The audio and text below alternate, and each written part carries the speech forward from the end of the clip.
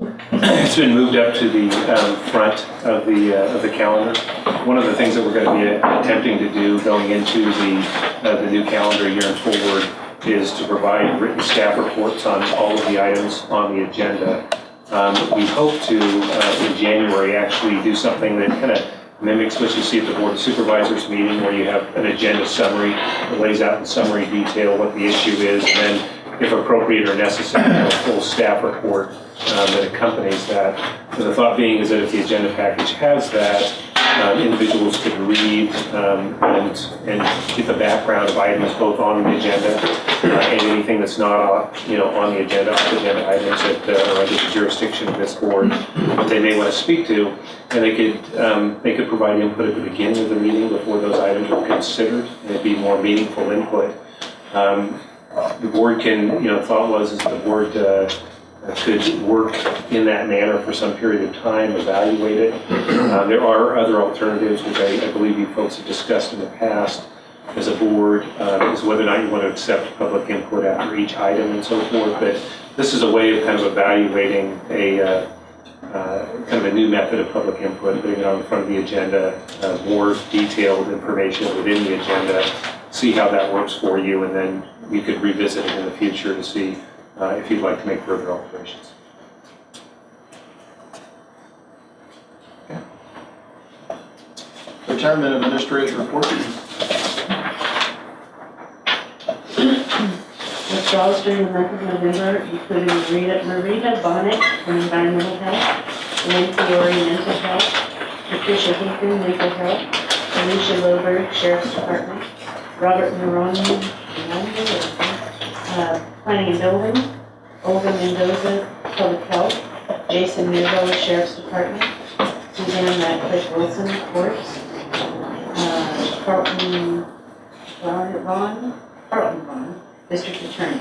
Total withdrawal is $59,868.90. New retirees included Madeline McCauley from Social Services, Patricia Turner, Sheriff's Department, Roberta Kelly Ryan, Probation, Julie Thornton, Informational Services, and Joseph Matt Howard, Social Services. Retiree deaths with 4, employee deaths 0, and new hires with 10.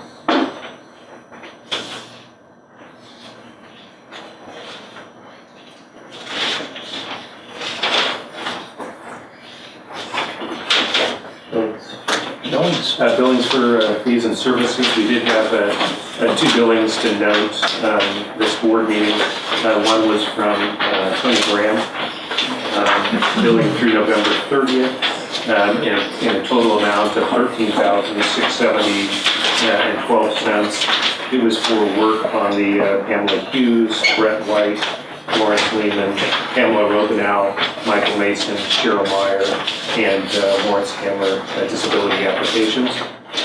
We also had a $250 bill from Alliant for fiduciary insurance for the board members, and I think you've only contacted about the receipt of money that should be paid back through soon.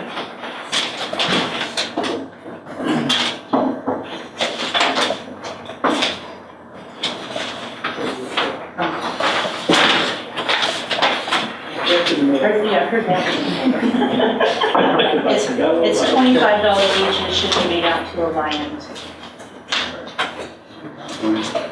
Okay. Item C, Mr. Anderson will report on progress on the RFP. Yeah, we have a request for a proposal ad hoc committee meeting after the board meeting today. We're continuing forward with soliciting from sources names of potential candidates or proposers for the RFP.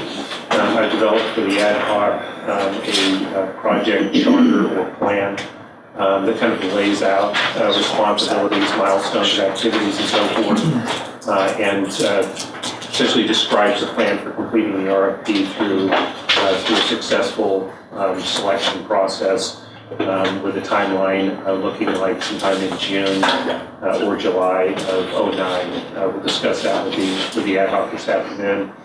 We did receive, as mentioned, I think at the last meeting, a number of sample RFPs, which I think will serve as very good templates for the RFP that we would put out. And we'll be going through those in detail and looking at their applicability to this particular association. As far as the actuarial study, we did receive the first draft of the actuarial study late last week. I believe it was actually received on Thursday. Our first closer look at it was Friday. Both Tim Knudsen and I have made an initial pass through it and made comments back to the actuary. So we're looking at trying to get a final work product our direction. At first blush, for the board's information, it does not appear as if there will be a requirement for rate increases for the upcoming fiscal year, based in part by the fact that there was with the value of the assets were June 30. That was a cutoff date before some of the more significant losses that occurred.